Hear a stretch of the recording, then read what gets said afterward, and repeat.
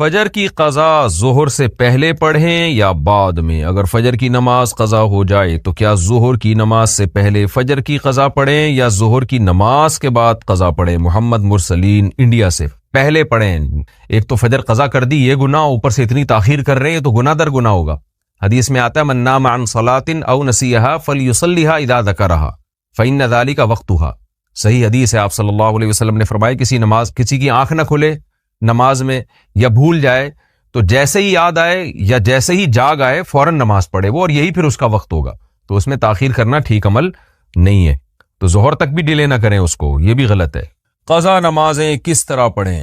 قضا نمازیں کس طرح پڑھنی چاہیے؟ کیا ان کی پانچوں نمازیں اکٹھے ایک وقت میں پڑھ سکتے ہیں؟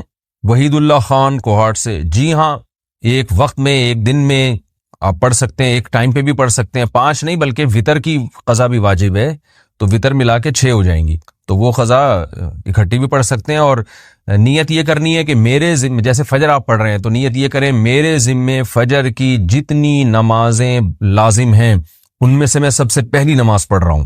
تو دوبارہ جب فجر پڑھیں گے تو بھی یہ نیت کریں گے کہ میرے ذمے فجر کی جتنی نمازیں ان میں سب سے پہلی، اس لیے کہ وہ جو پڑھ چکے ہیں وہ تو ذمے میں رہی نہیں ہے نا، تو اب جو ذمے میں رہ جائیں گی ان میں سب سے پہلی۔ تو اسی طرح پڑھتے چلے جائیں، وطر بھی اور ظہر بھی اور عصر بھی، اور اس میں سنت نہیں پڑھی جائے گی۔ سنتوں کی جگہ قضا نمازیں پڑھ سکتے ہیں؟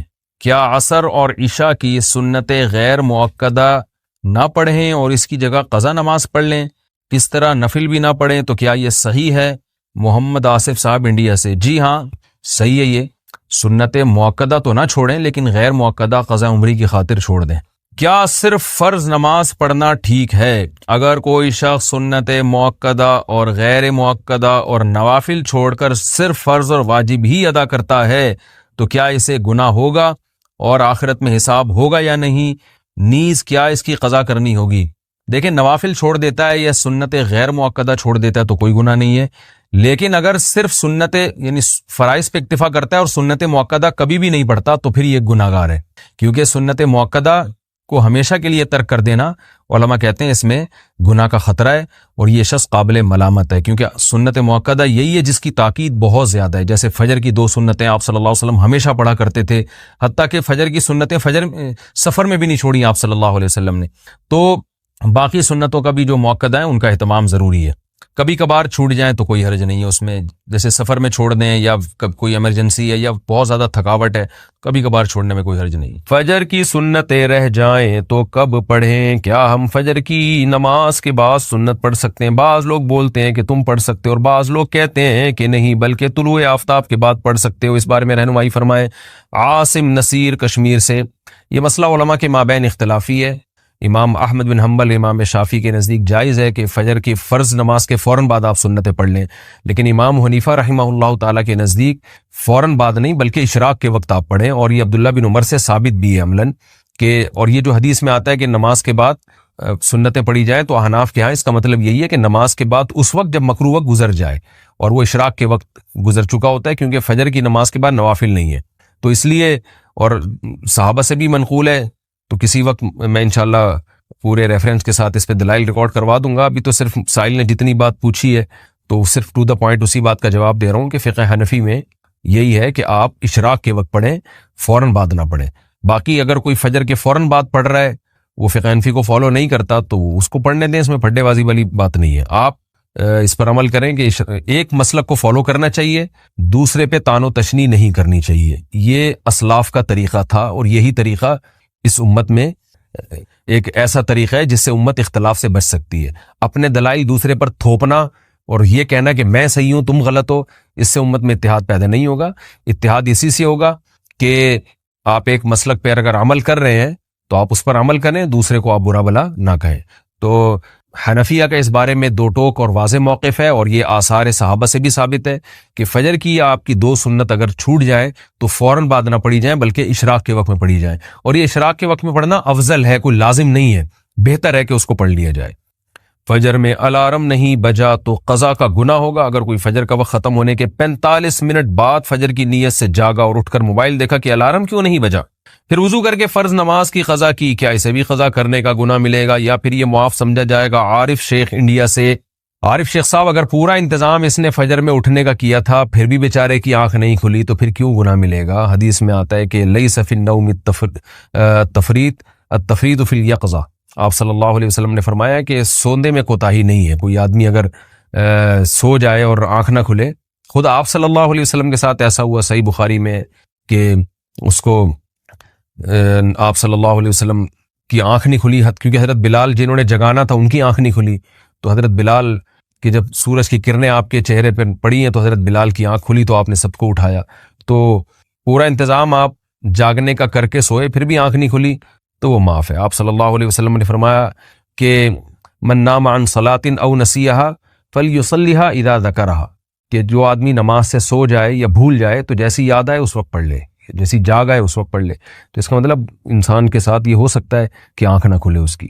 قضا نماز کی جہنم میں کیا سزا ہے؟ ایک قضا نماز ہونے پر 88 کروڑ سال دوزخ میں رہنے کی سزا بیان کی جاتی ہے. کیا اس تعداد کا ذکر قرآن مجید میں کہیں آیا ہے؟ برائے مہربانی اس بارے میں بتا دیں.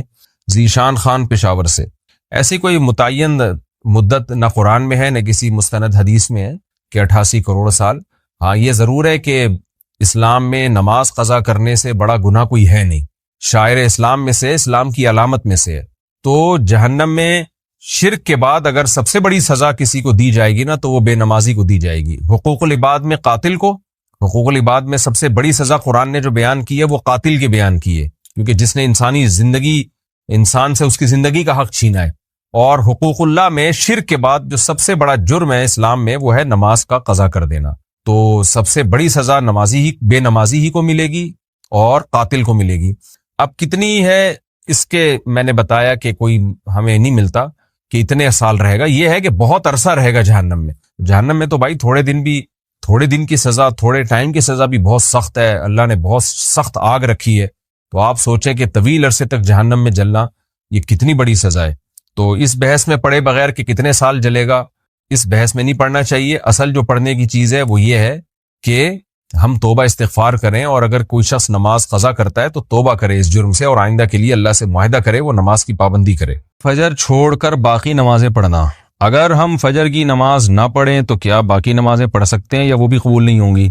فجر کی نماز نہ پڑھیں تو ایسا کوئی پیکج ہمارے علم میں نہیں ہے کہ جو فجر کی نماز نہ پڑھے اس پر باقی نمازیں بھی اللہ کی طرف سے معاف ہو جاتی ہیں. اس طرح کا کوئی پیکج ابھی تک میرے علم میں نہیں ہے کہ قرآن و سنت میں کوئی اس طرح کا کوئی پیکج نماز چھوڑنے والوں کو اسپیشلی دیا گیا ہو کہ جو ایک چھوڑ دیں وہ باقی بھی چھوڑ دیں. ایسا نہیں ہے. آپ اگر فجر نہیں پڑھتے تو باقی 4 نمازیں پڑھیں، کیونکہ باقی بھی چھوڑیں گے تو اور بڑا گناہ ہوگا، اور فجر چھوڑنا بھی کبیرہ گناہ ہے.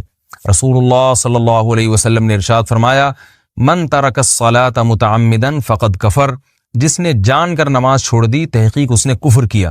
تو یہ خوب سمجھ لینا چاہیے کہ اسلام لانے کے بعد نماز جان بوجھ کر قضا کر دینا، اس سے بڑا کوئی جرم اسلام میں ہے نہیں. یہ تو تصور نہیں تھا پہلے زمانے میں کہ کوئی مسلمان ہو اور جان کر نماز قضا کر دے. تو اسلام کی علامت ہے، اس لیے اس کبیرہ گناہ سے فوراً توبہ کریں، اور اگر اللہ نہ کرے کبھی فجر چھوٹ جاتی ہے تو فوراً سے جتنا جلدی ہو سکے توبہ بھی کریں اور قضا بھی کریں، اور باقی نمازیں وہ بھی پڑھتی رہیں. فجر کی قضا ظہر سے پہلے پڑھیں یا بعد میں؟ اگر فجر کی نماز قضا ہو جائے تو کیا ظہر کی نماز سے پہلے فجر کی قضا پڑھیں یا ظہر کی نماز کے بعد قضا پڑھیں؟ محمد مرسلین انڈیا سے. پہلے پڑھیں.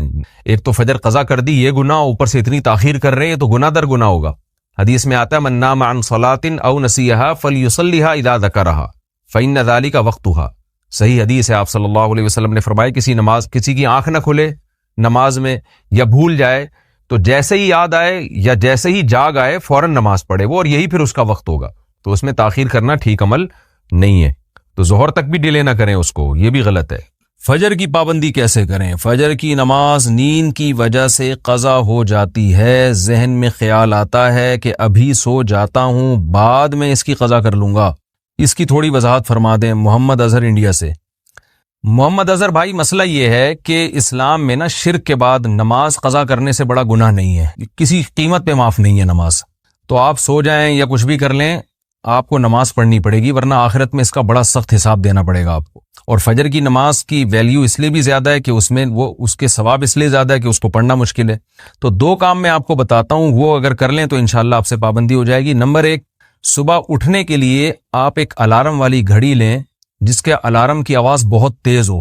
اور وہ آپ جہاں سوتے ہیں نا اس جگہ سے دور رکھیں، کہیں دور الماری پہ رکھیں، تاکہ جب وہ بجے تو اتنی زور سے بجے کہ آپ کے 14 طبق روشن ہو جائیں اور محلے والے آپ کو بولیں کہ بھائی جا کے اس کو بند کرو۔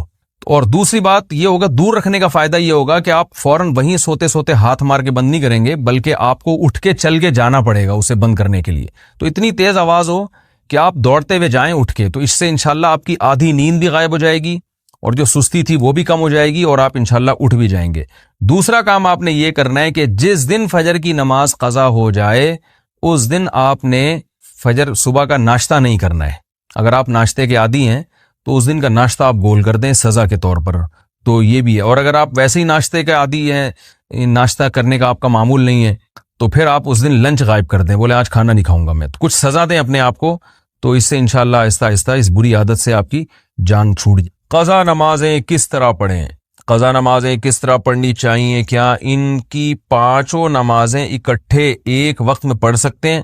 وحید اللہ خان کوہاٹ سے، جی ہاں، ایک وقت میں ایک دن میں آپ پڑھ سکتے ہیں، ایک ٹائم پہ بھی پڑھ سکتے ہیں، 5 نہیں بلکہ وطر کی قضا بھی واجب ہے، تو وطر ملا کے 6 ہو جائیں گی، تو وہ قضا اکٹھی بھی پڑھ سکتے ہیں۔ اور نیت یہ کرنی ہے کہ میرے ذمے، جیسے فجر آپ پڑھ رہے ہیں تو نیت یہ کریں میرے ذمے فجر کی جتنی نمازیں لازم ہیں ان میں سے میں سب سے پہلی نماز پڑھ رہا ہوں، تو دوبارہ جب فجر پڑھیں گے تو بھی یہ نیت کریں گے کہ میرے ذمے فجر کی جتنی نمازیں ان میں سب سے پہلی، اس لیے کہ وہ جو پڑھ چکے ہیں وہ تو ذمے میں رہی نہیں ہے نا، تو اب جو ذمے میں رہ جائیں گی ان میں سب سے پہلی، تو اسی طرح پڑھتے چلے جائیں، وطر بھی اور ظہر بھی اور عصر بھی، اور اس میں سنت نہیں پڑھی جائے گی۔ سنتوں کی جگہ قضا نمازیں پڑھ سکتے ہیں، کیا عصر اور عشاء کی سنتیں غیر مؤکدہ نہ پڑھیں اور اس کی جگہ قضا نماز پڑھ لیں؟ کس طرح نفل بھی نہ پڑھیں تو کیا یہ صحیح ہے؟ محمد آصف صاحب انڈیا سے، جی ہاں صحیح ہے، یہ سنت مؤکدہ تو نہ چھوڑیں لیکن غیر مؤکدہ قضا عمری کی خاطر چھوڑ دیں۔ کیا صرف فرض نماز پڑھنا ٹھیک ہے؟ اگر کوئی شخص سنت مؤکدہ اور غیر مؤکدہ اور نوافل چھوڑ کر صرف فرض اور واجب ہی ادا کرتا ہے تو کیا اسے گناہ ہوگا اور آخرت میں حساب ہوگا یا نہیں؟ نیز کیا اس کی قضا کرنی ہوگی؟ دیکھیں، نوافل چھوڑ دیتا ہے یا سنت غیر مؤکدہ چھوڑ دیتا ہے تو کوئی گناہ نہیں ہے، لیکن اگر صرف سنت یعنی فرائض پہ اکتفا کرتا ہے اور سنت مؤکدہ کبھی بھی نہیں پڑھتا تو پھر یہ گناہ گار ہے، کیونکہ سنت مؤکدہ کو ہمیشہ کے لیے ترک کر دینا علماء کہتے ہیں اس میں گناہ کا خطرہ ہے اور یہ شخص قابل ملامت ہے، کیونکہ سنت مؤکدہ یہی ہے جس کی تاکید بہت زیادہ ہے، جیسے فجر کی 2 سنتیں آپ صلی اللہ علیہ وسلم ہمیشہ پڑھا کرتے تھے، حتیٰ کہ فجر کی سنتیں سفر میں بھی نہیں چھوڑی آپ صلی اللہ علیہ وسلم نے، تو باقی سنتوں کا بھی جو مؤکدہ ہے ان کا اہتمام ضروری ہے۔ کبھی کبھار چھوٹ جائیں تو کوئی حرج نہیں ہے اس میں، جیسے سفر میں چھوڑ دیں یا کوئی ایمرجنسی ہے یا بہت زیادہ تھکاوٹ ہے تو کبھی کبھار چھوڑنے میں کوئی حرج۔ ہم جب سردی میں بیٹھتے ہیں ہماری باڈی فوراً اپنے آپ کو سردی کے حساب سے ایڈجسٹ کرنا شروع کر دیتی ہے، گرمی میں بیٹھتے ہیں گرمی کے حساب سے ایڈجسٹ کرنا شروع کر دیتی ہے، تو چند دن لگتے ہیں اس کے بعد عادی ہو جاتا ہے، کیونکہ میں جس کو بھی دیکھ رہا ہوں اوف گرمی، اوف بیٹھا نہیں جا رہا، کبھی یوں ہل رہا ہے کبھی یوں ہل رہا ہے، بھائی بس کرو یار، کیوں اپنے آپ کو عذاب میں ڈالا ہوا ہے؟ پسینہ نکل رہا ہے جو تو نکلنے دو پسینہ میرے بھائی، اللہ تعالیٰ نے یہ پسینہ بھی نکالنے کے لیے رکھا ہے، تو یہ نکلے گا تو طبیعت سیٹ ہوگی۔ اللہ تعالیٰ دیکھو فطرت سے مت لڑو، اگرچہ میرا یہ ٹاپک نہیں ہے، ابھی میں مولانا آدمی ہوں، میں کیوں میڈیکل سائنس کے اور صحت کے نسخے بتاؤں آپ کو، لیکن آدمی اسٹریس میں جاتا ہے، ہر آدمی منہ پہ یہی اوف گرمی، اوف بہت گرمی ہو رہی ہے، بہت گرمی ہو رہی ہے، ایسے ہل رہے ہیں، کوئی یوں یوں ہل رہے ہیں، ایک جگہ ٹک کے بیٹھ نہیں رہے ہیں۔ گرمی سردی یہ سب ہماری باڈی کے لیے اتنی ہی ضروری ہے جتنا کھانا اور پینا اور نیند۔ گرمی میں گرمی کا لگنا ضروری ہے، سردی میں سردی کا لگنا ضروری ہے، سردیوں میں سردی لگنے تو تھوڑی سی، ہاں ایک حد تک، ایسا نہ ہو کہ صبح اکڑے ہوئے بیٹھے ہوئے ہو، ایک حد تک گرمیوں میں گرمی لگنے دو۔ آپ کو پتا ہے گرم علاقوں کے لوگ جو ہے نا، یہ ڈاکٹروں کی ریسرچ بتا رہا ہوں آپ کو، میں اپنی طرف سے پھینک نہیں رہا، گرم علاقوں کے لوگوں میں اکثروں کی عمر لمبی ہوتی ہے، ہماری باڈی کا پسینہ نکلتا رہتا ہے نکلتا رہتا ہے نکلتا رہتا ہے۔ اللہ تعالیٰ نے اس پوری کائنات کو حرکت کی بنیاد پہ رکھا ہے، یہ جو پوری کائنات کا جو میکینزم ہے نا، یہ چل رہا ہے حرکت پہ۔ کیا خیال ہے یہ کس پہ چل رہا ہے؟ موومنٹ۔ کوئی بھی چیز ایک جگہ ٹک جائے گی تو اس کا زوال شروع، کوئی بھی چیز اس کائنات میں ایک جگہ ٹک گئی نا تو اس کا زوال شروع۔ ان فی اختلاف اللیل والنہار لآیات لأولی الالباب، اللہ کہتے ہیں زمین اور رات کے اختلاف میں، دن رات کے عدلنے بدلنے میں نشانیاں ہیں، تو اللہ نے ایسا کیوں نہیں کر دیا کہ دن ہے تو دن ہی رہے، رات ہے تو ہمیشہ رات ہی رہے؟ پھر کبھی دن لمبے راتیں چھوٹی، دن چھوٹے راتیں لمبی. تو اس کائنات میں اللہ نے رکھا کیا ہے؟ آپ بیٹھ جائیں. اچھا، اس کائنات میں اللہ نے کیا رکھا ہے بھائی؟ اختلاف رکھا ہے نا اس کائنات. تو اگر ایک جگہ پہ ٹکاؤ آ گیا نا، اب لوگ کیا کرتے ہیں، دیکھو ٹیمپریچر بھی اوپر نیچے ہوتا رہا، یہ صحت کے لیے ضروری ہے. کبھی 0 پہ چلا گیا، کبھی ہوتے ہوتے 40 ڈگری، لوگ گرمی میں پگھل رہے ہیں.